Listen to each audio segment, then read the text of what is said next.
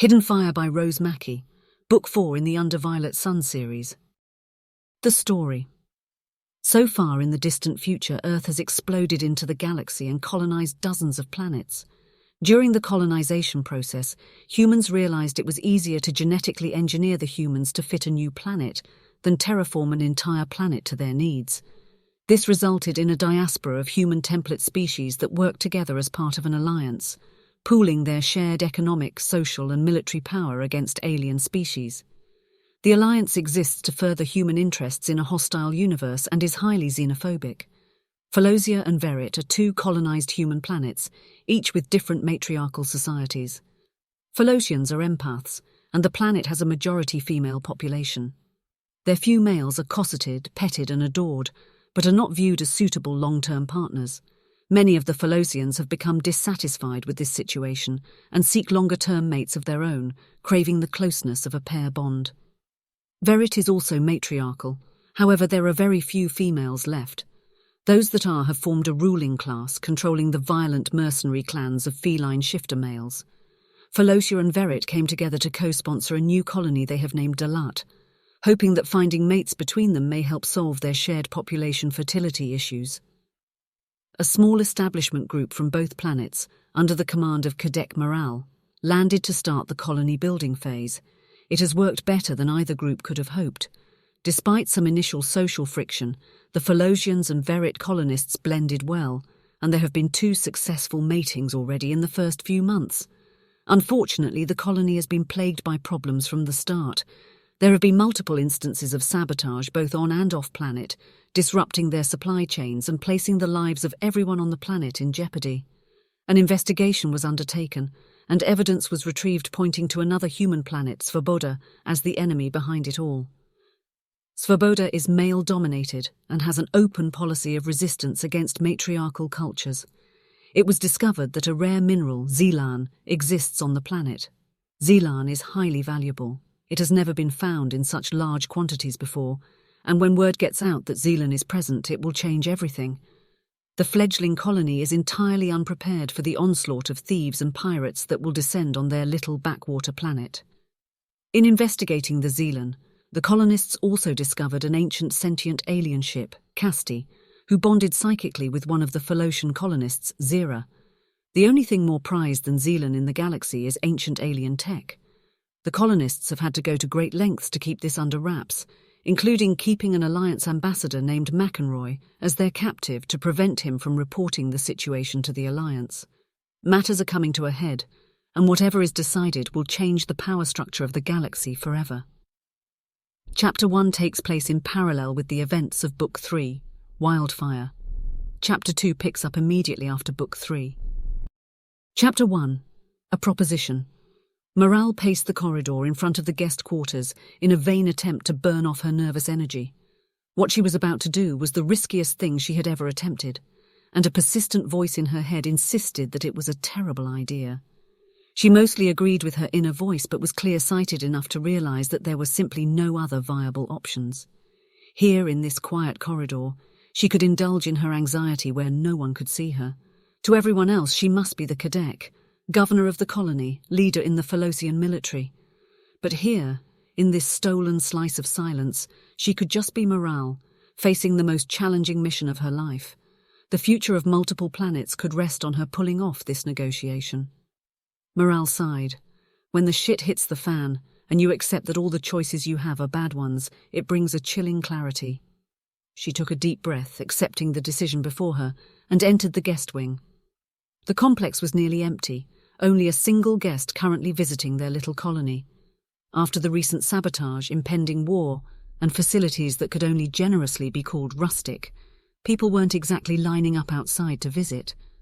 Yet, when word got out about what they had discovered here, no, one problem at a time.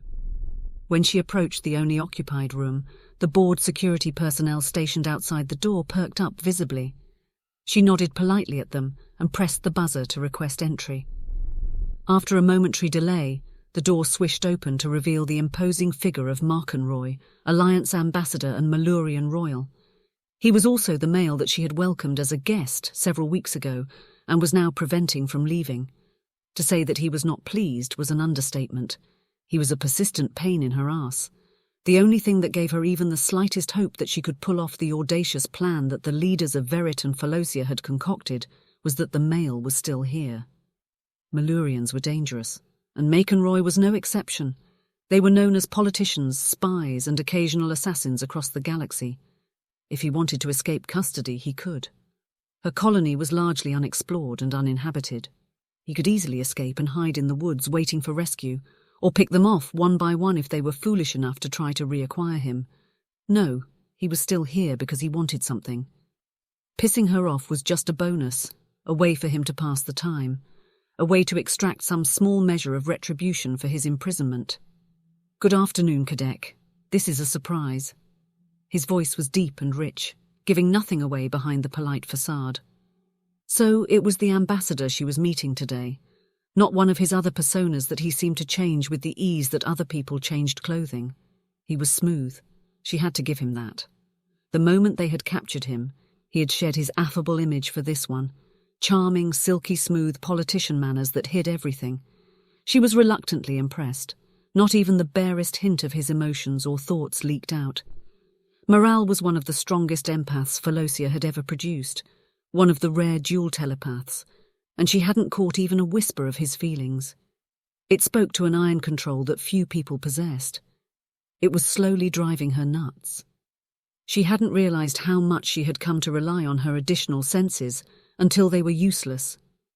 It made her tread carefully in her dealings with him, expecting a poisonous barb at each juncture. "My apologies for interrupting your afternoon." She paused, waiting for him to respond.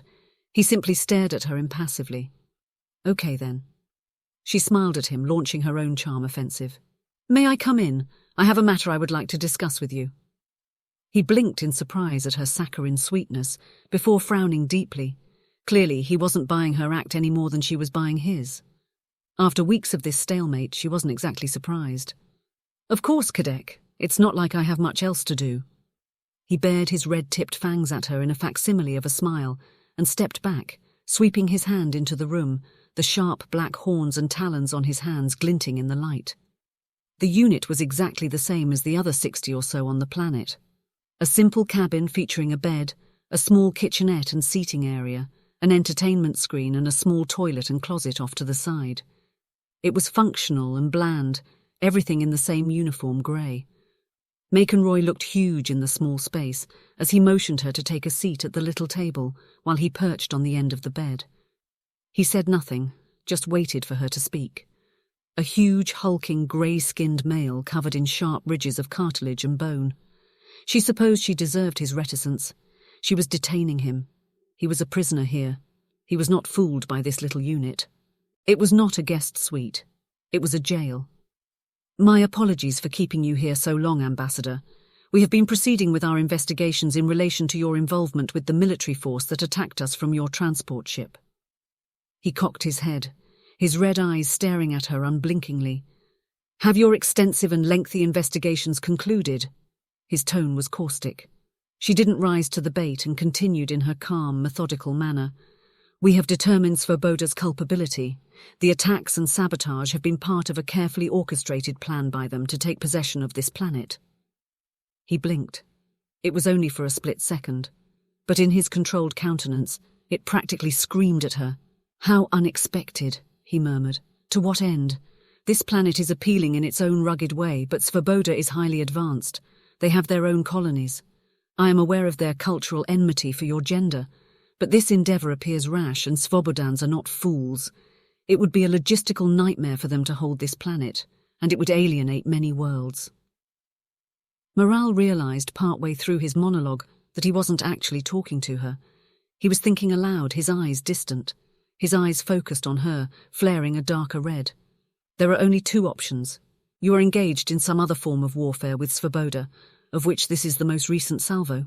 That is unlikely. My spies are the best in the universe, and we have heard nothing of this. The second option is that you have something they want on this planet." He nodded decisively, his jaw clenched. "That's it. What have you discovered? What is it on this planet that makes it worth the effort and risk for them?" Maral forced herself to remain calm as her heart rate spiked. MakenRoy had deduced, just from a few sentences of information, what had taken weeks of careful investigation. She silently reassessed him and upped his already sky-high threat assessment. He was fiercely intelligent. She would have to tread carefully in this next step. The stakes were too high. You are correct. There is something on this planet that they want. She paused, balanced on a knife edge. She had the strangest sensation that the universe was holding its breath, waiting for her next words. There was no going back from this. It had to work. If he didn't agree, she couldn't let him leave this planet alive. This planet is rich in natural Xylan. His eyes flared again. It was mesmerizing, like a cobra. She watched him, his brain feverishly calculating the staggering implications. His body thrummed with tension, and she could see that he wanted to pace, but there was no room in the unit. Every warning in her empathic senses tripped. He was so agitated that she felt his thoughts like static in the air, irritating her exposed skin. Eventually he spoke. Unexpectedly, he didn't explode or exclaim as she would have expected. His control was astonishing. I see. That does put things in perspective. He cocked his head at her. What do you want, Kadek? Perversely, his iron control needled at her. When you are told that you are sitting on a planet where the rarest mineral in the galaxy has just been discovered in massive quantities, a little reaction would be normal. Whoever owned this planet could be a new emperor in the galaxy. She cocked her head at him, determined to get a rise. Why do you think I want anything? He snorted. Please don't take me for one of your slow-witted barbarian verit. You want something you think you can only get by trading this information. If I don't agree, you'll try to kill me. He wasn't wrong either in his assessment of their verit allies or his precarious situation. He sat back, lacing the horns on his hands over his knuckles, and waited for her response. How he could remain so calm when they were discussing murdering him was beyond her. We intend to confront the Alliance with Svoboda's wrongdoing. We hope they will take action when presented with the evidence we have gathered. He stared at her intently, his unblinking eyes alien on her. It felt like staring at a snake. You don't think they will? His voice was flat. She hesitated and shook her head. We suspect that the Alliance has been infiltrated. The information they had on our shipments, the troops arriving on your ship. It all hints at infiltration across several departments and levels. Maybe even the Council itself. No, we don't expect the Alliance to do anything. What does that have to do with me? The Alliance is not the only galactic conglomerate. The only other known natural source of Xylan is in Alliance space. For the past 2 centuries, non-human species have complained about the xenophobic restrictions placed on the sale of Xylan by the Alliance. If the Alliance does not intercede to stop Svoboda, our colony plus Verit, Pholosia and their subsidiary colonies and stations will secede from the Alliance. We will need allies. MakenRoy lunged forward and seized her wrist in an iron grip. She tried to pull away, and he hissed at her, baring his fangs. Be calm, I will not harm you. I must know whether you speak the truth. He pushed up the wrist of her jumpsuit and placed his fingers on her pulse point. His fingers were rough, shackling her. He did not hurt her, but his grip was unyielding and so hot it was just short of burning her skin. The cadet bared her teeth, fury flooding her, and pulled her gun with her other hand. She held the deadly little pulse pistol to his head. That was unwise, Malurian, she hissed. If you make any further aggressive actions, I will shoot you and deal with the consequences later. He laughed derisively, and she saw a feral light enter his eyes. He was enjoying this. The crass asshole wanted to fight with her, was getting a kick out of her holding a gun to his head. No, you won't. Your people need me. His arrogance set her teeth on edge. They'll be annoyed at me, certainly. But you are not the only alien group we could make our offer to, Malurian. If you say no, I will have to shoot you anyway. She shrugged. They never need to know that you were shot just because you annoyed me. Shockingly, the infuriating male grinned at her, appreciation heating his eyes further. He leaned into her space. I like this side of you, Kadek. You should let it out more. Your opinion of any side of me is irrelevant. Silently, she kicked herself. What kind of comeback was that? She used the butt of the gun to push him back slightly. Behave. Why have you grabbed my wrist? He sighed dramatically and shook his head at her in mock disappointment. I told you. I need to be assured of your veracity. Be specific, Kadek. What do you offer? Maral took a deep breath, pulling herself back into business mode. She couldn't let herself be distracted at such an important moment by his antics. If we secede from the alliance, we offer to enter a commercial and military trade agreement with the Malurian Empire. In exchange for preferential trade agreements and access to Zealand, you will provide us with military and logistical support against the alliance. We will establish the Dalat colony as an open trade planet, where all species can trade for Zealand. He stilled, his jaw clenched, judging her sincerity. The tension stretched out between them. I do not have the authority to enter such an agreement. Disappointment was bitter in her mouth. However, I can agree in principle. The negotiations will require the involvement of several of the Malurian senior ministers. We will need to travel to Maluria to complete the negotiations. The Kidek nodded, relief making her light-headed. She had killed before for her people and would again, but she found she was relieved that she didn't need to kill this male. Taking a life should never be casual or easy. Maral nodded brusquely, hiding her emotions, and stood, preparing to leave. She couldn't wait to get out of the small space. She hated this, all of it. She was a general and a warrior, not a politician. This is acceptable. I will convey your acceptance to Ambassador Sdai Amira. She will liaise with your people to progress to the next stage. She tried to step away, but he refused to release her wrist. MakenRoy smiled at her. A genuine one this time, she thought, displaying even more of his large fangs. We are not finished yet.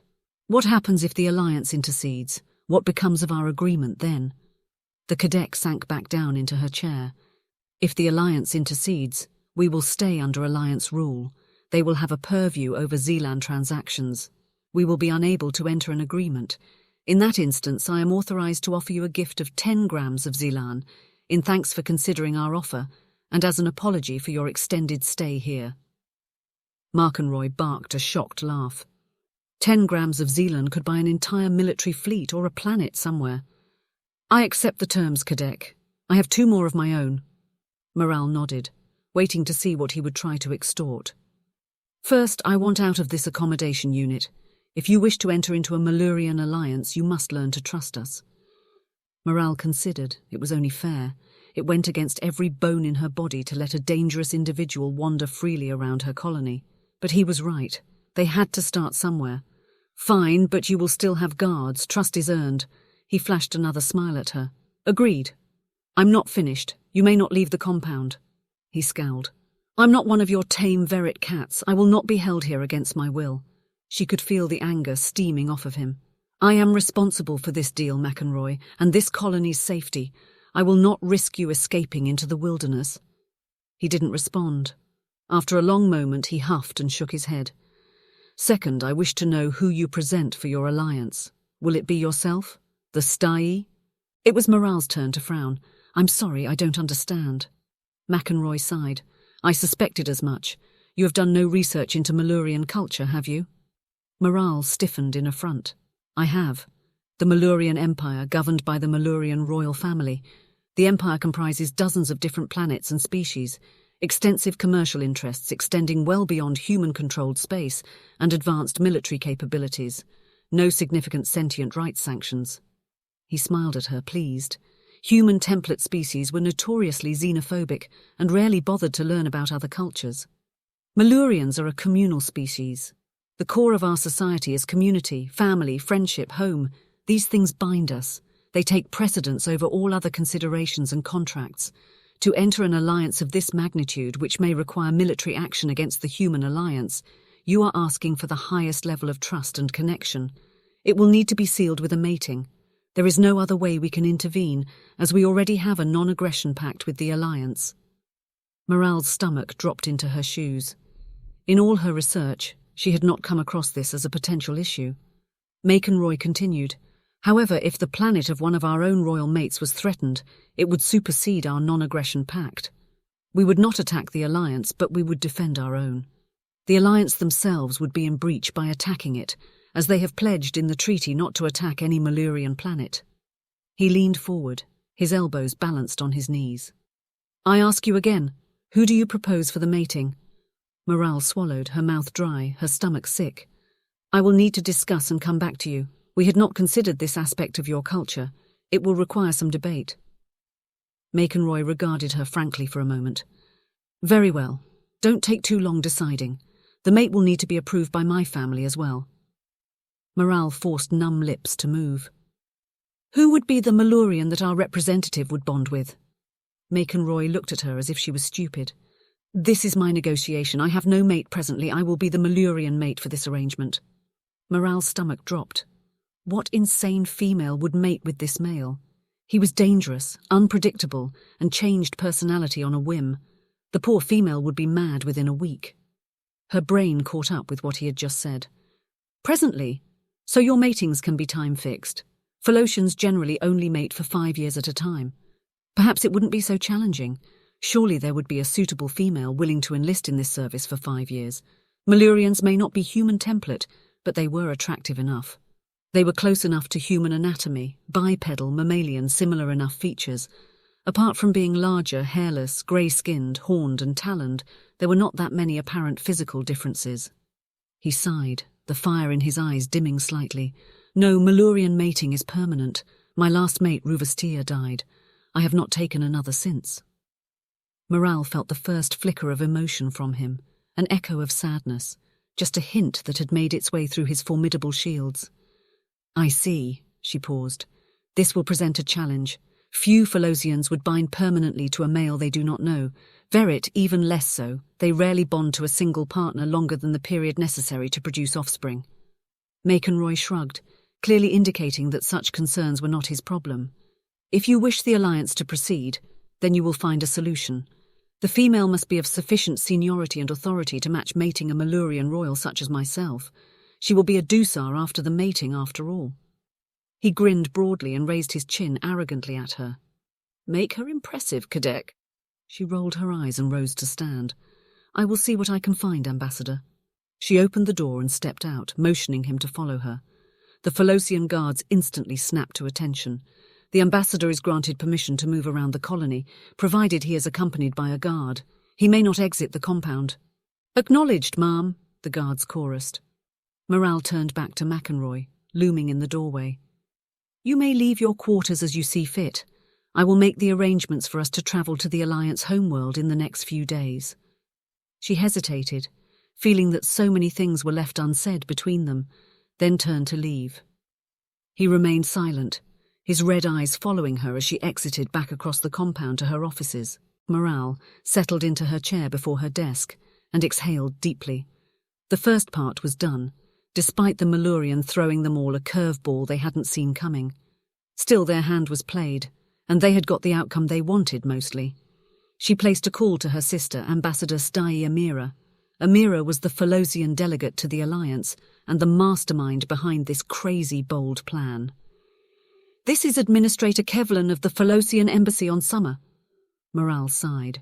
She and Kevlin, Amira's bulldog of an assistant, did not get on. He guarded his mistress's time fiercely and had been known to stall for days if he didn't like someone. Kevlin, it's Maral. Please put me through to Amira. Yes, Kadek, immediately. Maral blinked in surprise. The universe must be coming to an end for Kevlin to put her through without a fight. She waited just a few seconds before Amira's face filled the transparent display screen so familiar to her own, hardly surprising given they were twins. Maral, the line is secure. Did he agree? He did. Amira exhaled gustily. This had been the most uncertain part of the plan. Amira did not smile. She knew Maral well enough to know she was hiding something. But, to seal the deal, they want a senior Philosian or a senior Verit female to mate with MakenRoy. They have a non-aggression pact with the Alliance. The only way they can break it is if they are defending the planet of a family member. Amira didn't flinch, decades of navigating the murky politics of the Alliance giving her an immutable calm. I see. Well, this is unexpected but not unsurmountable. Maral was aghast at her flippant attitude. Is that all? We are asking some poor unsuspecting female to mate permanently with an alien. For what? For the sake of our species. For the sake of our planet and our people, Amira snapped. Don't be so provincial, Maral. You know full well that people mate for all kinds of reasons, all the time, with all sorts of species. Love, offspring, security, money, power. People do things for whatever they care about most. If my understanding of Malurian culture is right, MakenRoy's mate will become a Dusar, a member of the royal family. She will be incredibly powerful. She will spend her life in luxury while saving her people. It's not exactly a hardship. So we'll force some female to mate. Amira cut her off again. Who said we'd force anyone? We are not Svoboda to enchain females or selfish maman to push people about the chessboard to our own designs. We will simply ask if any of our trusted senior personnel would consider this assignment. Maral sighed, still unhappy, but forced to concede that Amira was right. This was why Amira had become an ambassador, while she'd been happy in the military. Maral had often been told that her thinking was too rigid for politics, too black and white, unwilling to compromise, to understand that the world was full of grey. She'd been perfectly happy as the commander of a space station, before she'd been assigned here to Dalat Colony. This was meant to be a quiet posting, but it had turned into the most challenging station in the Phalosian military. Shaking off her frustration, she got the discussion back on track. We can be ready to join you on summer any day now. Can you organise it, please? Amira grinned. Very well. I have a ship on standby. They will be there within a day to pick you and MakenRoy up. They finished up their pleasantries and ended the call. After, Maral sat in her office, gazing out the window, considering how her life had brought her to such a strange place. She had been Phalosian military most of her 70 years, as had her mother before her. For a Phalosian, it wasn't all that long. Her people typically lived 200 or 300 years.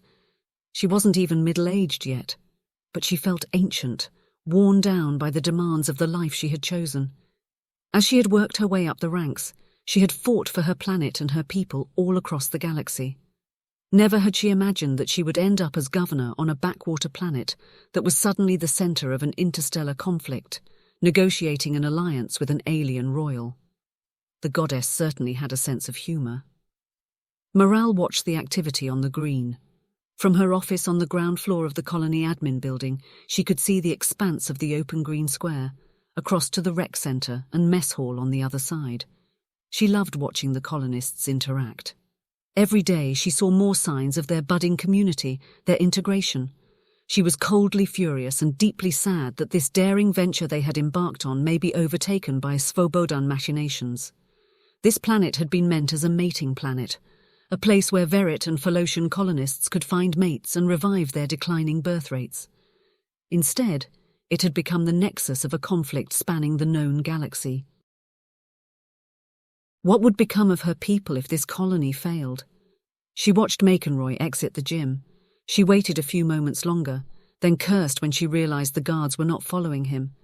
He strolled around the corner of the rec building, ducking between the buildings and into the darkness. She sprang out of her chair, raced after him, and placed a call to her second-in-command, Sraya. The Malurian has escaped. He's headed into the woods and knows about the Zealan. She heard Sraya's intake of breath. Find out what happened to the guards. I'm following MakenRoy. Send a detachment after me. Acknowledged, came the clipped response. Chapter 2. Escape.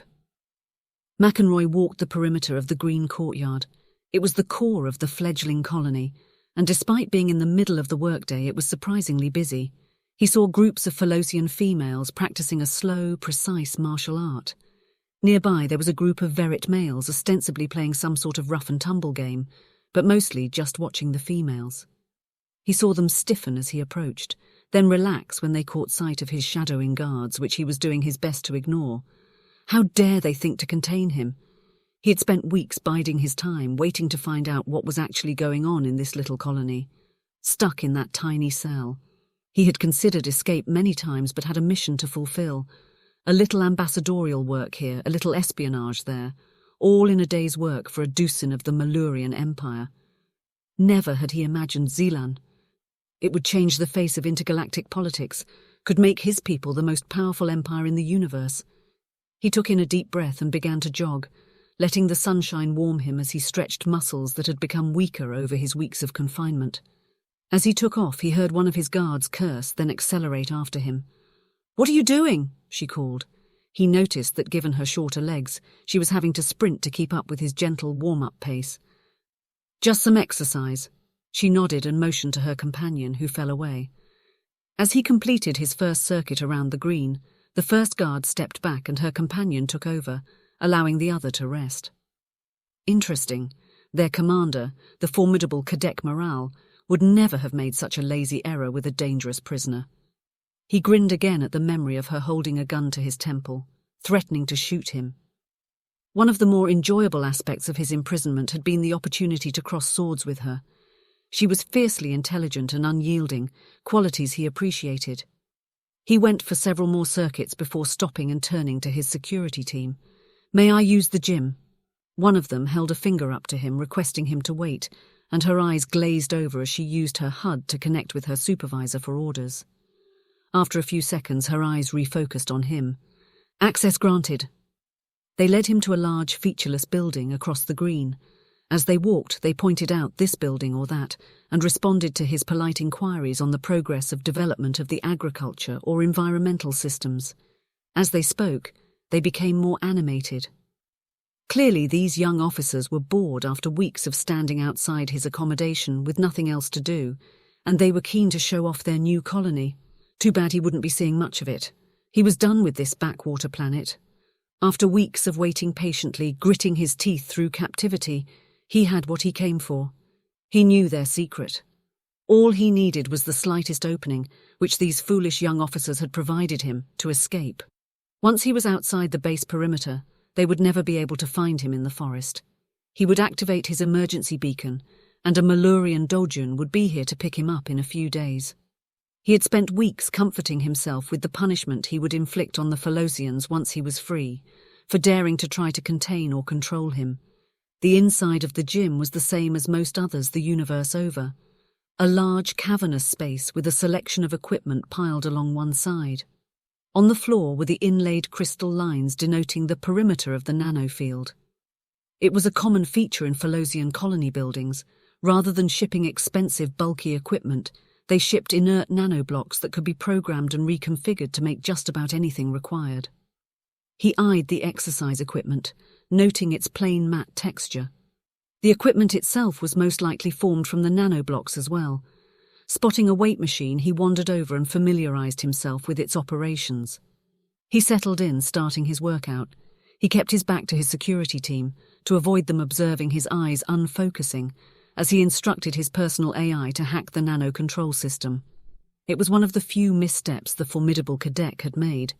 All Malurian had an embedded neural AI that they used to interface with tech, and was almost undetectable unless you were specifically looking for it. To find it required a subatomic microneural scan. The security guards were relaxed. One had assumed a place at the door, and the second was leaning on a piece of equipment a few steps away from him. As he lifted the weights, the AI interface embedded in his nervous system was quicksilver fast. It connected to the nanite control system and slipped inside. The gym control system was public and had only basic security. He had total control in less than a minute. Quietly, he locked the external doors and activated the nanites on the nanoblock bench the nearest guard was sitting on, priming them for command. He streamed a flood of black nanites along the edge of the crystal perimeter line and along the floor to him. Against the matte black workout mats, their movements were nearly invisible. In between one breath and the next, he activated his commands. The equipment the security guard was leaning on liquefied instantaneously, and she dropped into a puddle of the nanites, which promptly reformed around her, holding her in place. The nanites that had flowed onto the floor below him surged up and encased him, providing a movable shield of armor. For a while, nanite armor had been all the rage, until it was discovered that they could be easily damaged by simple modulating EMP devices. But for the split second he needed now, it would do. He sprinted to the door, the molded armor flexing like a second skin. The door guard got off a single shot from her pulse rifle, which his armor absorbed easily, before he reached her. He delivered a calculated backhanded slap and caught her as she fell to the floor. Feeling for her pulse, he satisfied himself that she was unconscious and had not suffered permanent harm. This was about escape, not revenge. It was not these young soldiers that would feel his wrath. He reserved that punishment for their commanders who had thought to imprison a Malurian. He grabbed the unconscious soldier's weapons and turned to the security guard wrapped in her nanite bonds. He saluted lazily, laughing at her eyes spitting fire at him. He ordered the AI to open the exterior doors and he slipped out. He casually walked around the building until he was out of sight and sprinted for the tree line. MakenRoy raced past startled colony personnel, running deep into the brush. He leapt over streams, dodged bushes, and did his best to disguise his scent trail. Verit warriors may be barbarians, but they were excellent trackers. They had been enhanced with a cocktail of feline and alien DNA. He could take any of them on one by one, but a group of them might be able to get the better of him. He bared his teeth in exultation at being free. Maluriens were dominant predators. They did not suffer captivity unless it was by choice. It had grated at him, his captivity. Still, he had endured much worse for his people in the past, and no doubt would again in the future. The prize of this information was well worth an unplanned stay on this planet. He stilled, something brushing against his senses. Something was coming. He cocked his head, listening. Whoever followed was very good. They were near silent. They had managed to track him despite his efforts to elude them. Looking around, he saw an ancient forest giant, red and violet foliage cascading down, its huge roots undulating through the clearing. Perfect. He deftly climbed into the tree, the grey pigment and texture of his skin helping to blend with the bark. Within seconds, he was all but invisible. He waited, barely breathing, for his tracker to approach. He nearly fell off his perch when the cadet herself entered the clearing. Once more, his interest spiked. She was nothing like he had expected. The Svobodans painted the Philosians as weak, spoiled, and manipulative bitches. His experience couldn't have been more different. They were a fascinating people, and he had to admit that the cadet fascinated him most of all. She was regal, tall, with close-cropped silver hair, unusual yellow eyes, and dark red skin. Everything about her was efficient and graceful. Her military training screamed in her bearing, direct gaze, and manner. The only bright spot in the past few weeks had been their occasional interactions, and the chance to jab and bait at her. Few people could hold their own against him, let alone interest him. It was a pity she had chosen to be his adversary, rather than a more pleasurable liaison. Still, it was odd that she would follow him herself. He waited patiently, watching her study the tracks on the forest floor. She held her hands out, palms up, fingers splayed, flexing as if testing the air. After a long moment, she turned to the tree he was hiding in. "Are you going to come down? Or would you prefer I set the tree on fire?" He chuckled darkly, perversely delighted in her locating him. "You wouldn't do that. Philosians respect nature." She cocked her head, thinking. True. She kneeled down and placed a hand on a tree root near her foot and whispered so quietly that he couldn't hear her. The hairs on his arms stood on end as the forest seemed to still. No avian sang, no insects chirped. "What are you doing?" "Ah, so the great MakenRoy doesn't know everything after all." He looked around frantically, trying to determine what was occurring, where the danger was coming from, when the branch he was resting on shifted. Wait, what? The branch actually moved, and he found himself unceremoniously dumped onto the floor of the clearing. The cadet grinned smugly at him. "It pays to respect nature. If you are lucky, nature respects you back." He gaped for a long moment before her words sunk in. The damned female had spoken to the tree. It was an incredible power. He flipped up into a crouch and they watched each other warily. The cadet crossed her arms, a mirthless smile on her face. "Well, this is a mess. I offer you the deal of a lifetime and you try to escape. I told you I can't let you leave here alive with what you know. Why did you have to make it so hard? Do you have a death wish?" She sighed. "I really didn't want to have to kill you. It didn't have to be this way." Oddly, he believed her. He had met lots of people in his life, and the cadet was not a killer. While he was sure she would kill him if her duty required it, she would not take pleasure in it. "The deal can still go through," he countered, his brain racing through his available options. Clearly his intel on the Philosians needed a serious update. Their mental powers were stronger than he had expected. Still, they were empathic. Perhaps an emotional appeal would work. "I will not negotiate whilst a prisoner. It's coercion and a sentient rights violation." He pitched his tone, chiding, projecting injured pride. It bounced off the bloody female like peas off of a wall. She snorted derisively. "Pull the other one. We both know you could have escaped at any time. You stayed because, like all Malurien, you are a spy first and foremost. You hated we had a secret you didn't know. Your pride and vanity brought you here, nothing else." He grinned at her again, displaying his red-tipped fangs.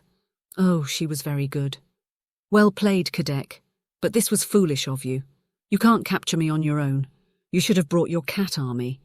She shrugged, brushing a stray leaf off of her otherwise pristine uniform. "They'll be along in a minute or two. I wanted to give us time to have this little chat before some trigger-happy soldier shot you. The deal means a lot to us, enough even to overlook this little jaunt, if you will give me your word." "Of course," he replied immediately. "On your mother's life," she finished, and he snarled at her. "I might not know about your cultural traditions around alliances, but I know about your views on oaths." He hissed again and leaped, pinning her to the ground, his hands around her neck. "Wrong move, Cadet," he purred into her ear. "I liked you, but no one keeps me hostage." Something was wrong. She wasn't scared at all. Few beings would react to a full-grown Malurian warrior leaping at them with anything other than stark terror. She was totally calm, no resistance. There was a strange look in her eyes. What was it? Triumph. Ice flowed through him. She wanted this. She reached up to grip the back of his neck. "Now!" she croaked. The world disintegrated around them into sparks, and he thudded face first into an unyielding surface. He blinked furiously to clear his eyes. When he could finally see again, he found himself in a cell unlike any he had seen before. It was pale grey, made of a type of luminous, smooth material he didn't recognize. The key deck stood behind an energy barrier against a featureless black wall. The realization crashed down on him, turning his legs to jelly. He was grateful that he was already lying on the floor to avoid an undignified tumble. "You have teleporter technology." It was astounding. No other known species had developed reliable, effective teleport technology. How had the Philosians kept this a secret? When had they developed it? "Your powers of deduction are amazing," replied the cadet dryly, her voice rasping against her injured throat. "Truly, we are stunned by your brilliance." He glared at her. "Your sarcasm is unhelpful. You just casually showed off the most significant technology development in centuries. So apologies if I take a minute to catch up." "Oh, sorry, flap some more, I'll wait." She dragged over a chair and sat down. "Someone just tried to throttle me. I think a little sit down would be nice." He winced when he saw her hand shake as she pulled the chair over and steeled himself. He disliked harming females, but this one was an enemy, had held him captive. MakenRoy pushed himself to his feet and turned in a circle, examining the cell he was in. He activated his AI implant and instructed it to connect with the computer controlling the energy barrier. He was rewarded with a roaring of sound, followed by nothing. Whatever tech this was, it had just negated the most advanced hacking software available. "This isn't Philosian technology," he declared. He didn't know what it was, but he was certain it wasn't Philosian, or Verit. "Isn't it?" she mocked, massaging her sore neck. "No, it isn't." He moved to a wall and scratched at it with one of his knuckle horns. "The closest thing it looks like is—" He spun around to her, his red eyes wide in shock. "You have ancient alien tech, functioning tech." His eyes darted around the cell, squinting at the wall panels behind her and the force field of the cell. More than just a few random pieces. The puzzle clicked together in his mind, and it was astounding. "You have a station or a ship?" The cadet slow clapped.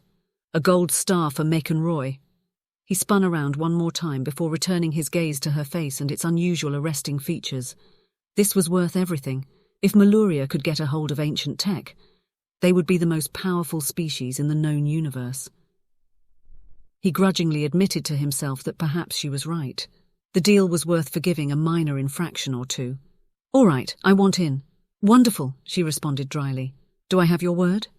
The tension stretched out between them before he bowed formally, swallowing his pride. "On my mother's life." His pride meant nothing against his duty to the Empire. By the time he rose from his bow, she was gone. Chapter 3. Take one for the team. Maral limped into the guest quarters she had been assigned aboard Casti. She paused on the threshold, exhaustion swamping her as she examined the room. Casti, the ancient alien ship her people had discovered on the planet, was morphic and could redesign itself in any way its occupants desired. You never quite knew what you were walking into, but it gave you exactly what you needed, often before you were consciously aware of it. It was disconcerting. This time it presented her with a simple, rustic room, as might have been found in a farmhouse on any of a dozen planets.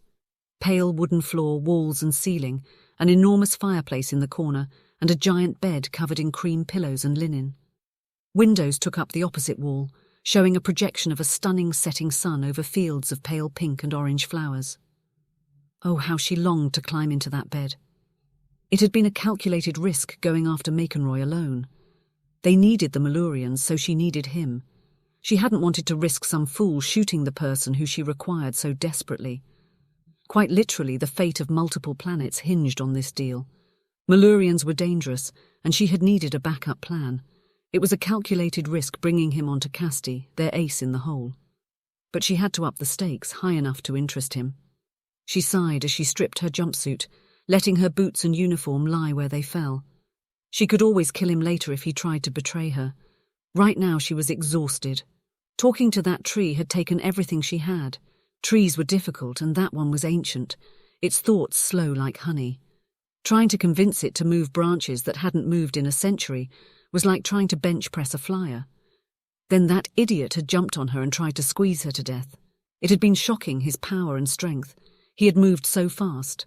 Between one blink and the next, he had been on her. He was lethal.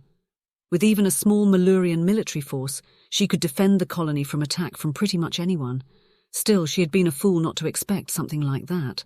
She had naively hoped that she could reason it out with him. More fool her. As a result, she ached all over. As the adrenaline of the fight dissipated, she began to feel bruises and scrapes everywhere. She could really do with a day in the spa and 12 hours of uninterrupted sleep in a med rehab unit. Instead, this little escapade had accelerated their timing. Within seconds of MakenRoy's recapture, they had departed for the rendezvous with the Malurian, Phalosian and Verit representatives. A frantic message to Amira arranged for the Malurian negotiator to meet them on Intgal 1, a space station on the way to the Alliance homeworld, a planet named Summer. She sighed and moved towards a door on the right. It opened into a simple white-tiled bathroom with a large shower stall and retro-looking porcelain facilities. She hopped into the shower, wincing when the hot water seeped into her grazes. She stood, pressing her forehead against the cool tile of the shower surround, letting the warm flow ease her aching muscles. A soft voice spoke to her through her HUD. "Cadet, you appear injured and fatigued. May I organize medical care? Would an alternative configuration of the room be more conducive to your recovery?" Great. Now the alien AI was fussing over her. "No, thank you, I'm just tired." She spoke to the empty room, aware that the AI was monitoring her. "You appear to be bleeding and have bruising developing on your neck," came the patient reply, with just a hint of reproach. "I estimate you're at 60% operational effectiveness and dropping." The cadet sighed again. Damn thing knew exactly how to push her buttons. Through gritted teeth she spoke. "Fine, I will accept medical care." She stepped out of the shower enclosure and emitted a breathless shriek when something moved through the steam, brushing against her. She swatted at it and connected with something metal that buzzed angrily. "Please do not damage the medical bot." Casti's voice had a distinct tone of annoyance this time, and she could swear that she felt actual emotion from it. The alien AI was projecting distinct empathic ripples. "Oh, my apologies, it surprised me. I control everything on this ship. There is nothing here that can harm you without my knowledge." The voice was reproachful. "Please stand still and allow the bot to do its work." Maral complied meekly, allowing the bot to hover in front of her and spray a foam at the grazes on her arm and cheek, and apply a tissue regenerator to the angry purple bruises at her neck. She considered for a moment leaving them there. She hadn't missed MakenRoy's wince when he had seen her injury, when he had witnessed the impact of his violence on her skin. She wasn't above leaving her bruises visible as a strategic move to engender sympathy. Psychological warfare was very much part of her arsenal, but she would not compromise her effectiveness for a tactic that presented only minimal gain. After the bot was finished, she wrapped herself in a fluffy bathrobe and returned to the bedroom. On the Phalosian standard ship time, it was only midday, but noting her desire to rest, Casti had dimmed the chamber. The room was a cool, dark twilight. Stars were emerging in the projected view outside the window. There was even a cool breeze coming in through the open screen doors. She climbed into the absurdly soft giant bed with a grateful huff.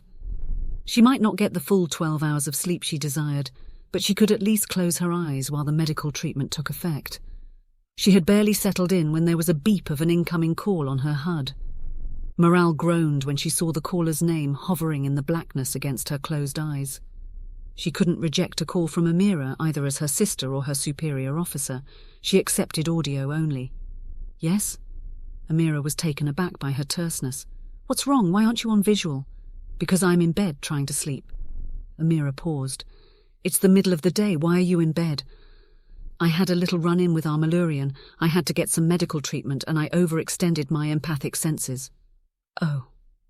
There was a world of meaning in that single word, disapproval clear in her tone. She really did not have the energy to go a few rounds with her sister right now. What do you need, Amira? If it's not urgent, I really need to rest. Amira paused, and it sent a shiver of fear through Maral.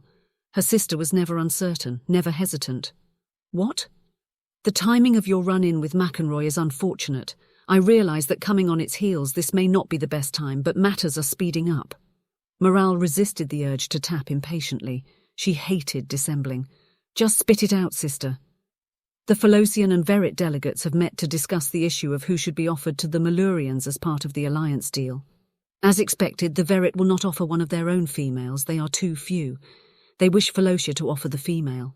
Her Grace, the Lakar, and I have discussed and put together a short list of females that we would trust with an assignment like this. Another pause. It's a very short list. Maral snorted and snuggled deeper into the covers. This isn't an assignment, it's a sentence. Don't dress it up and lure some unsuspecting female into something she isn't ready for. Just be honest with her and let her decide. Any female signing up to mate that idiot should have plenty of warning. Amara didn't respond to her sister's jab and continued with her narrative. We put the shortlist to the Verit delegates. There was only one name on the list that they were willing to consider. Who is it? There was a long silence. Come on, tell me, don't keep me in suspense. The deal that she had worked so hard for hinged on this female being able to handle her part. Maral felt for the female, asked to mate with a male she had never even met. Plus, she'd need to be tough as nails to put up with him. He was a manipulative, arrogant ass. There was another long pause before Amira swore. It's you, sister. Irritation surged through Maral. She was too tired for this shit. Ha ha, hilarious. Who is it really? Amira huffed and Maral's stomach lurched. This was the most ruffled she had ever heard her sister. Dread filled her, clawing its way up her throat. Amira paused and continued gently. I am serious, sister, she forged on. Apparently, Maman Frey has come to respect you during your time together. Once they saw your name on the list, they were unanimous. There is no other Philosian that they will accept. Maral felt panic seep into her veins. There has to be someone else. There isn't, Amira insisted. Maral closed her eyes, trying to block out this new, unwelcome reality. This simply couldn't be happening. It was a nightmare. Is this an order? Perhaps MakenRoy had hit her harder than she realised, and this was a concussion. Yes, that was it. She was really lying on a nice medical bed while they treated cranial swelling, and they would all laugh at this insane fever dream when she woke up. No, her sister responded. It isn't. You know we don't do that. You should know that I would never do that. Amira's voice hardened, hurt in her voice. But there is no one else. It was a statement, not a question. No. The finality of Amira's words struck Maral. She couldn't breathe, her chest tightening. You can't ask me to do this. The covers, so fluffy and comforting just moments before, seemed to suffocate her. She angrily threw them off of her and began pacing the room in agitation, her fatigue forgotten in the flood of adrenaline, her body primed for fight or flight. Amira's voice was gentle again. We can, and I am. It is a request, sister. You can say no. Maral laughed bitterly. Can I? Can I really? Her voice was caustic. What's plan B? Amira sighed. There is none. We can't make this deal work without you. We'll do our best to make a stand without the Maluriens. Use what allies we have. They both knew it wasn't enough. The projections by the analysts had been thorough. There was no other known martial force that had enough power, either military or political, to offset the alliance. Svoboda and their alliance puppets would crush Philosia, Verit, and all their colonies within the year. What are the current projections that the alliance will side with us over the Svobodans? Virtually nil. We have just heard. Svoboda has been successful in gaining one of the 3 alliance governor chairs on the council. They hold more sway than ever. Maral sighed. There was no choice, and again with that realization came acceptance. She had spent her life sacrificing for her people, and this mission was no different. When the call came, she would answer it. All right, I'll do it. Amira sniffed, and the belated evidence of her empathy made Maral furious in a way nothing else yet had. "Don't you dare cry," she hissed. "You just asked me to sign my life away to an alien I barely know. You don't get to cry." "I'm so sorry, my sister. Not as sorry as you will be. It will take a long time for me to forgive you for this." Horror struck Maral, leaving her feeling cold. What about Varys? Varys, her poor granddaughter. Varys, who was so looking forward to coming to the colony to live with her ama Maral. Varys, who dreamed of running amongst the trees. Varys, who desperately needed some stability after her mother's death. Amira took a sharp intake of breath. It was clear that she had forgotten all about her grandniece in her plotting. "Perhaps she can stay with me," Maral huffed. "You've met her exactly 3 times in her life and only once since her mother's death." Maral swallowed the lump in her throat. "You travel constantly. She lives with our mother for good reasons and they haven't changed." Amira was firm. "We don't need to solve this now. You weren't going to take her to the colony anytime soon anyway, especially if it's under attack. Who knows, perhaps she can live with you and your new mate." Maral slumped down into a low-padded chair, her legs jelly. "Dear goddess, my mate. For some reason you saying that made it so much more real. I don't even know how Maluriens view offspring. Are they the mother's responsibility? I know virtually nothing about their culture." Amira's reply was brisk, an echo of her usual self. "Then I suggest you get studying. We will rendezvous with you and the Malurien freighter in less than 24 hours. We will deliver the joyous news then." After they signed off in the dimness of the room, Maral sat there on the squishy seat and stared out the window at the projected stars. She spent hours trying to wrap her head around the monumental shift in the firmament of her life.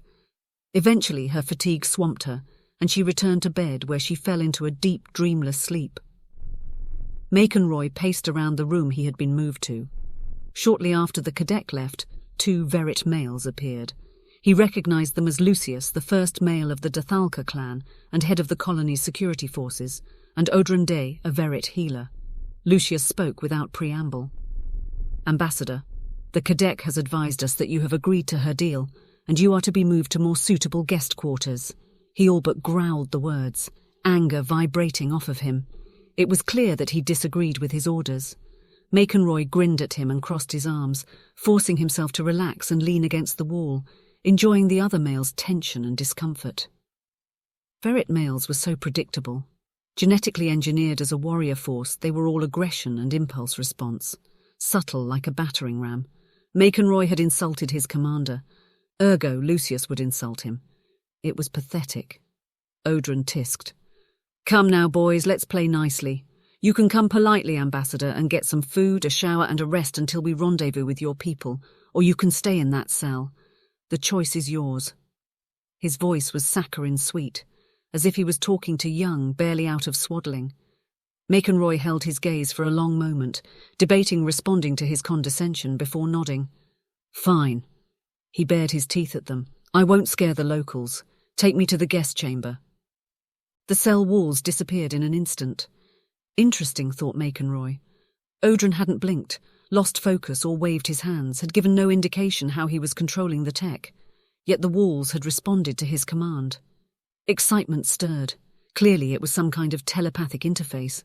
No one had yet designed an instantaneous, stable telepathic interface, more and more intriguing. The applications were endless. He cautiously reached out with his mind, feeling slightly foolish. "Hello? Are you there, ship?" He could swear that something was listening. He sensed a clear presence as if he was being watched, and just for a moment, a vast intelligence connected with him telepathically. It swished by his mind like a leviathan surfacing from the deep. MakenRoy took a deep breath and pushed off into the darkness outside of his own mind, searching for it. Maluriens were not particularly strong telepathically. He pushed deeper, trying to find a way through the cotton candy darkness that surrounded his mind. A flash of something, movement.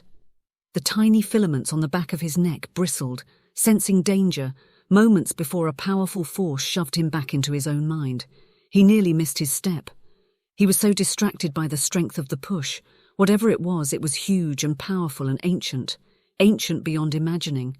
It hadn't harmed him, but had made it very clear that he was not welcome, not to wander where he was not wanted. He spun around when he heard Odrin chuckling darkly. "You do not have permission to connect with the ship telepathically. Casti will provide your necessities but will not allow you to issue any commands and will not provide any additional information. MakenRoy felt a flare of satisfaction. So it was a ship and had a name.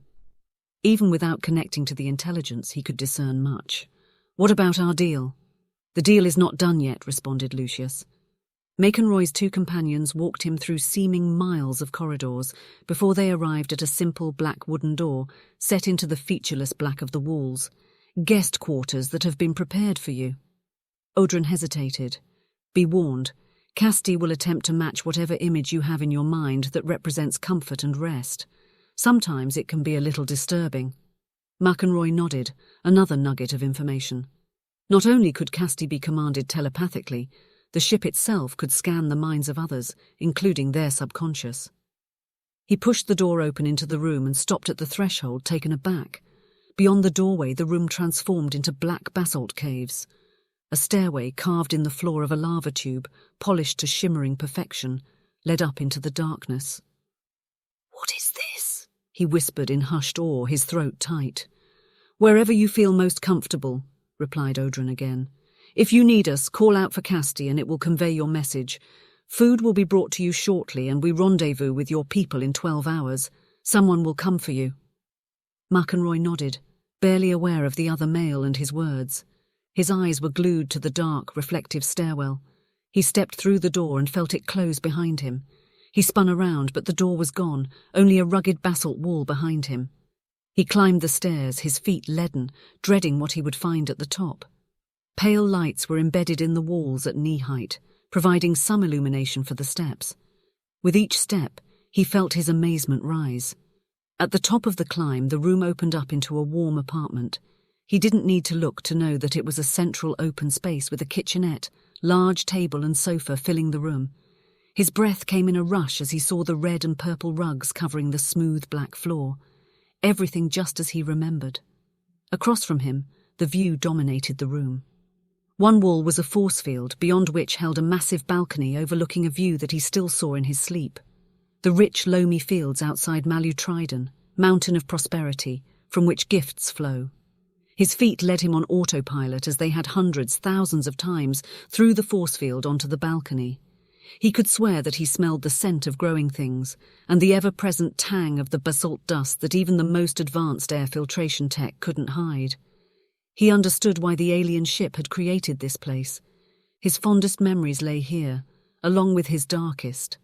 In the years since his first mate's death, he had rarely slept the night in these apartments. He had spent so much time away on assignment. His sons had moved in with his mother to give them some stability. This apartment was a monument to a past life he could never recapture. He reached out a trembling hand to the balcony railing, astounded at the reality of the projection, grounding himself in the sense of stone beneath his hands. Honestly, he wasn't even sure he wanted to come here again. His mating with Ruya had been organized by his family to facilitate an alliance. Ruya had been pleasant, a good wife and an excellent mother, and they had not made mating to each other difficult, but they simply hadn't cared that much about each other. They had created and raised their sons together, but otherwise had led separate lives. "You seem distressed, Ambassador."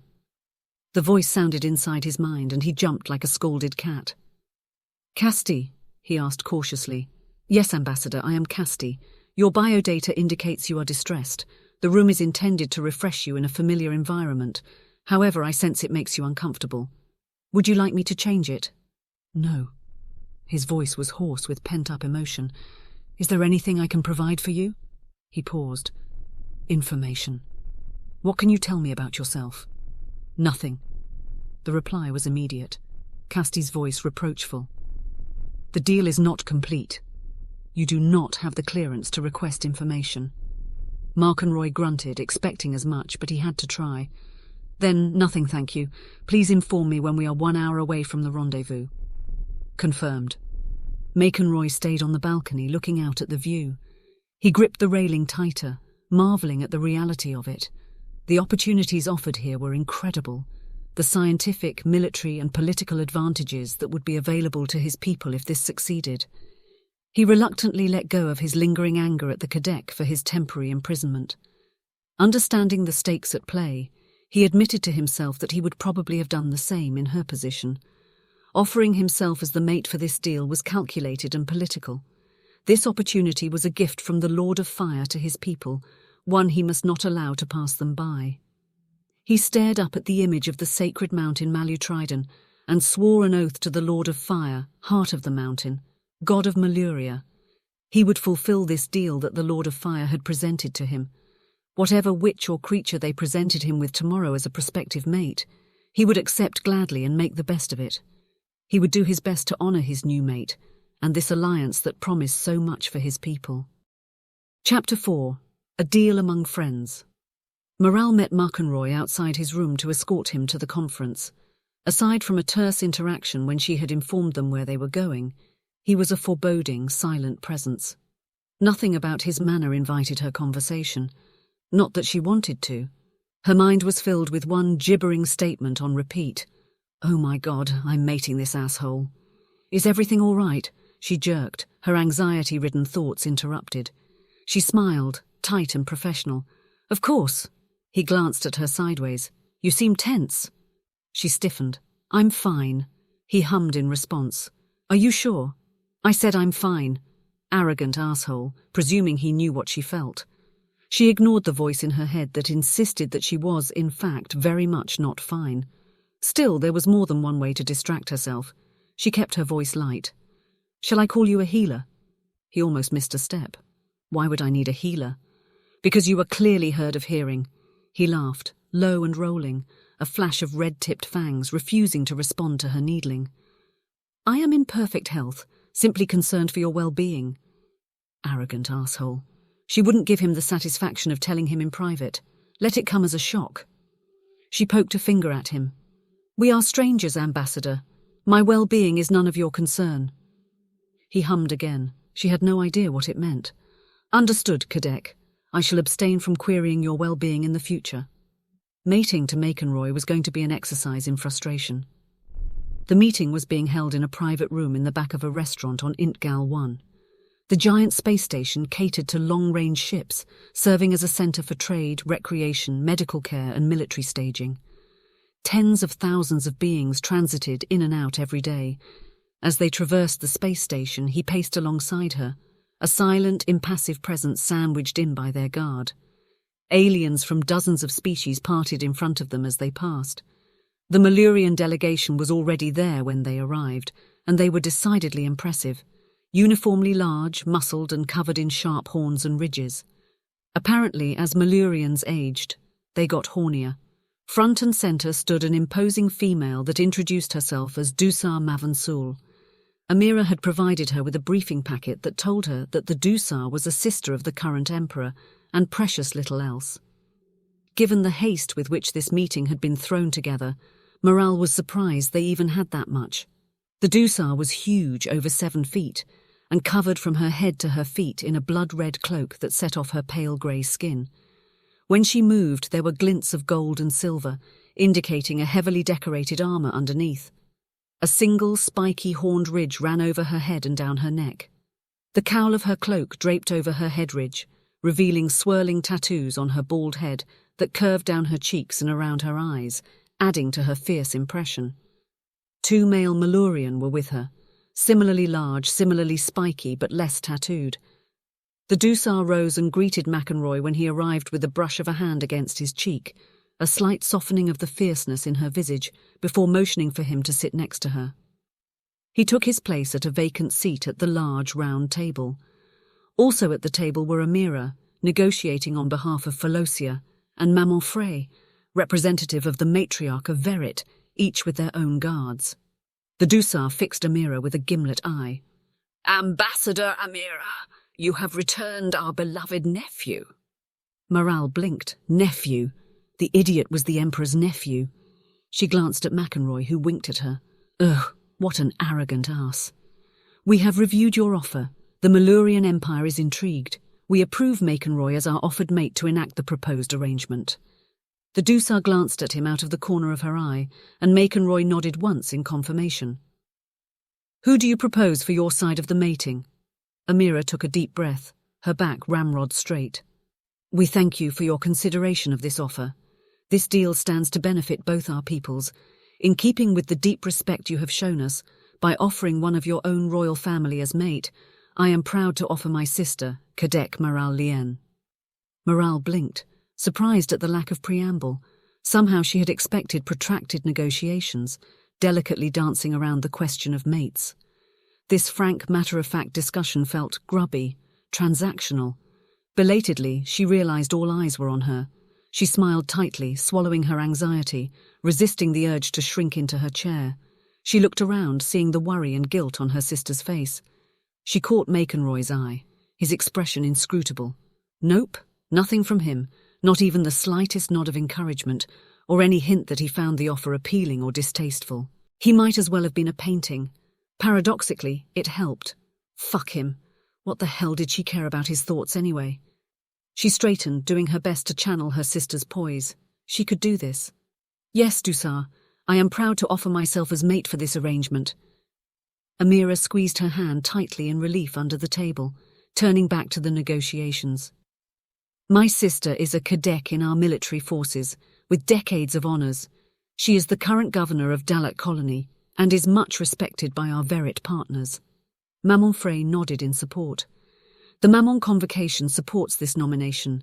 The cadet has the utmost respect of the matriarch, and Verit confirms endorsement of the proposed deal. The Dusar examined Maral and grunted, clearly unimpressed. The deal is unbalanced. We offer a favoured royal nephew and you offer a soldier. Amira cut in smoothly. We do not have royalty on Phalosia, we are a democracy. However, my sister and I are from one of the original founding families, and we have a long and honourable lineage of serving our people. The current Lakar is our second cousin.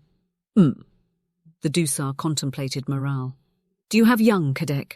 Pain swamped Maral, but she gritted her teeth, leaning into the knives, shredding her soul, embracing the pain. I did, Dusar. My daughter no longer walks among the living. She saw the Dusar's eyes darken for a moment in sympathy. I have a granddaughter, who I am the legal guardian for. She currently lives with my mother, while the colony is in its establishment phase. The Dusar clicked her tongue. I am sorry for your loss. It is a terrible thing to outlive a child. The Dusar's fierce visage cracked for a split second, but it was enough for Maral to get a backwash of compassion and an echo of loss against her empathic senses. It is, she responded gently. I am grateful for my Varys. She is much like her mother was at that age. At least I have that small part of her still with me.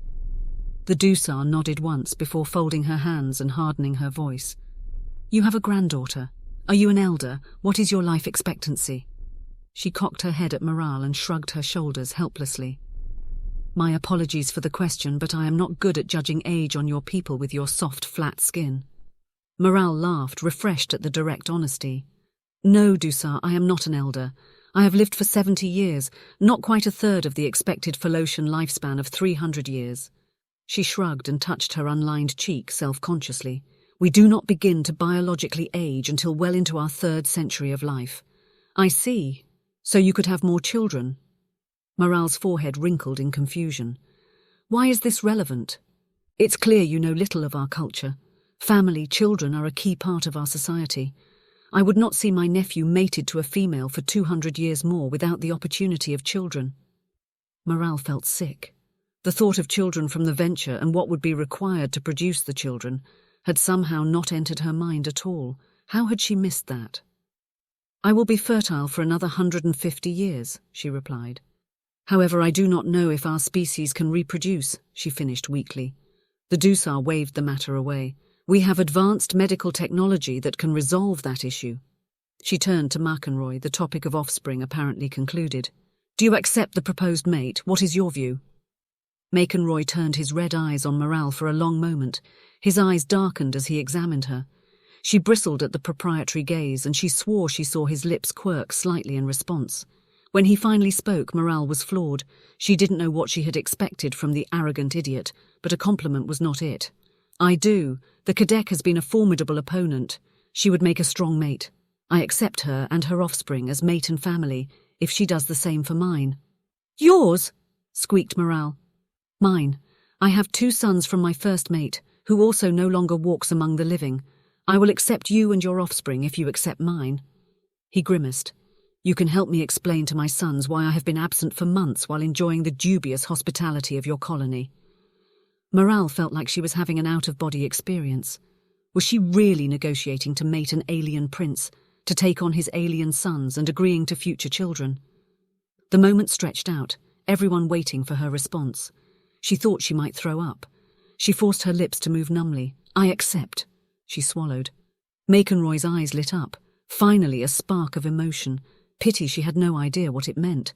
Wasn't she supposed to be one of Philosia's preeminent empaths? Her skills had departed her. Again, he surprised her. He stood and bowed formally to her. "I thank you for the gift of your acceptance." The Dusar clapped her hands. "Very well. The agreement is made in principle. What do you propose as the next steps?" Maman Frey spoke. "Ambassador MakenRoy, Ambassador Steamy Amira and Cadet Maral will proceed to the Alliance homeworld, where they will confront the Alliance about Svoboda and ask them to take action. We will provide the evidence we have been gathering these past months. The ambassador will add his observations as testimony. We will ask them to intervene with Svoboda, to protect Dalat." Amira smoothly took up the thread. "If the Alliance does not intervene, we will secede from the Alliance and enter a commercial and military trade agreement with the Malurian Empire. In exchange for preferential trade agreements and access to Xylan, you will provide us with military and logistical support against the Alliance. We will establish Dalat Colony as an open trade planet where all species can trade for Xylan." The Dusar nodded in understanding. "If that occurs, Dusin MakenRoy and his new mate will attend the Malurian homeworld for formalization of the treaty by the Emperor." Amira nodded in agreement. "If the Alliance intercedes, Dalat Colony will stay under Alliance rule, and we will be unable to enter into agreement. Instead, we will gift you 10 grams of Xylan, in thanks for considering our offer, and as a gesture of future friendship." The Dusar considered. "We agree. 10 grams of Xylan is a significant gift, worthy compensation for the time and secrecy in these negotiations." She turned to MakenRoy. "The Empire sanctions this deal. Go to the Alliance homeworld, present your testimony, and monitor the outcome. You are authorized to do everything necessary to protect this deal and your prospective mate, short of outright breaching our trade agreement with the Alliance." MakenRoy bowed his head formally. "Yes, Dusar." His eyes brightened with mirth. "Although given that the K-Deck single-handedly captured me on Dalat, I don't think she'll need much protecting." The Dusar barked a sharp laugh and looked at the K-Deck in appreciation. "Even better, no one wants a weak mate." MakenRoy sent Maral a smirk of reassurance, and she nodded once. Even though she wanted to smack the smug smile from his face, perhaps this wouldn't be so bad. He was certainly attractive in an alien way. He wasn't afraid of her strength or intelligence, and he seemed to be making an effort to mend bridges. Who the hell was she kidding? Was she really trying to convince herself that this farce of a mating wouldn't be a complete disaster? She didn't trust a bloody word that came out of his mouth. She sighed internally. At least he wasn't Svobodan. Later that night, the buzzer sounded outside MakenRoy's room, and he accessed the view screen to see his Aunt Marvi standing outside with her mate, Chromu. He wasn't surprised. He had been expecting her visit. He opened the door and Mavensul bustled in. She immediately engulfed him in a giant hug. "Are you feeling recovered?" He soaked in her care after months away. "Yes, thank you." He gently tried to disentangle himself from her as she simultaneously did her best to hug him and inspect him for injuries all at once. "They didn't mistreat you." She gripped his chin, angling it left and right. He pushed on her shoulders, carefully but firmly distancing her. He adored his aunt, but she was enthusiastic. "No, aside from nearly expiring from boredom in the accommodation unit they detained me in, I was treated well." He steered her to the seating area, Chromu following, throwing him a commiserating smile and a wink. As Mavi sat, she sighed in pleasure at the heat from the light positioned above the low, round sofa. MakenRoy had been delighted to be back on a Malurian cruiser, with all the comforts of home. He had set the warming lights as high as they could go, and spent nearly an hour basking in them. Dalat had been pleasant enough, but just a fraction too cold for his comfort. Once settled, Marvi fixed him with a gimlet eye. "Tell me what happened." He did. He explained how he had arrived at the colony on Dalat, believing that he had been sent to provide aid to the fledgling colony and do a little spying for the Alliance, only to find himself in the middle of a brewing war. He told her how the colonists had been attacked and that they had discovered that the assailants had arrived on his ship, how they had blamed him and detained him while they investigated his involvement.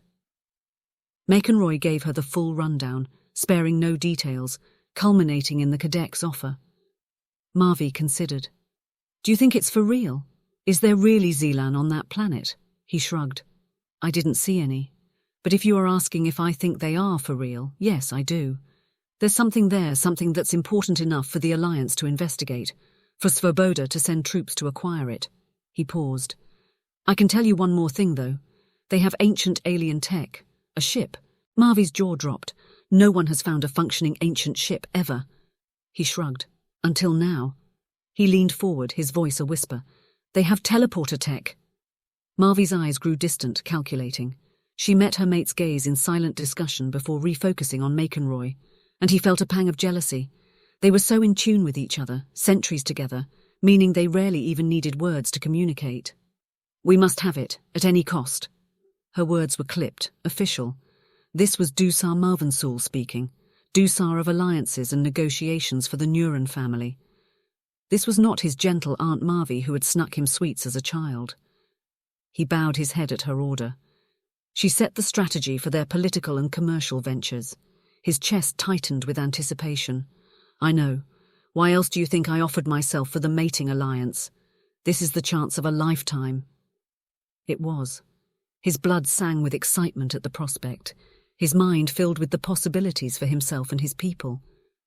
Mavi gave him an arched look. She knew exactly what he was thinking. This isn't just any other deal. This is everything.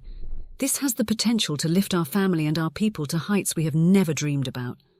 She sat back, and once more it was his Aunt Marvi, not the mercenary Dusar. "How do you feel about mating the cadet? She seems highly capable." She smiled at him. "And unlikely to put up with your shit." He barked a laugh. "Ouch, Marvi! Aren't you meant to be on my side?" Her grin grew wider. "I know you, nephew. I held you when you were less than a day old. You can't fool me." She reached forward and poked his side accusingly. "You like her."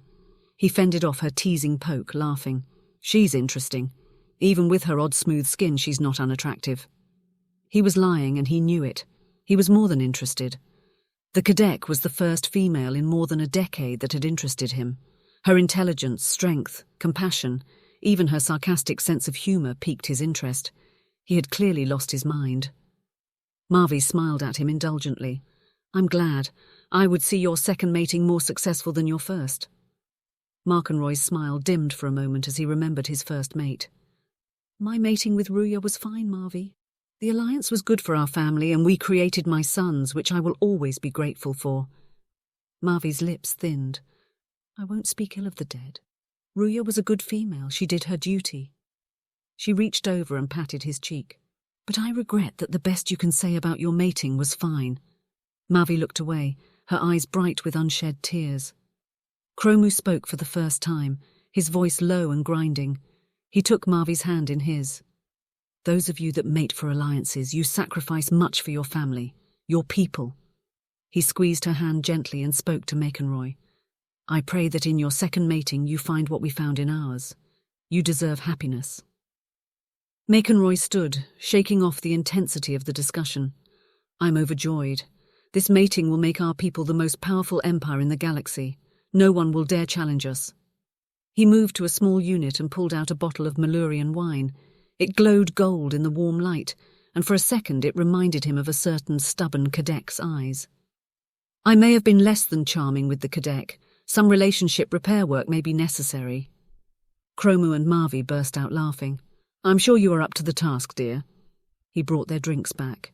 "Did I tell you she held a gun to my head?" "I like her more every moment," responded Marvi, accepting the wine.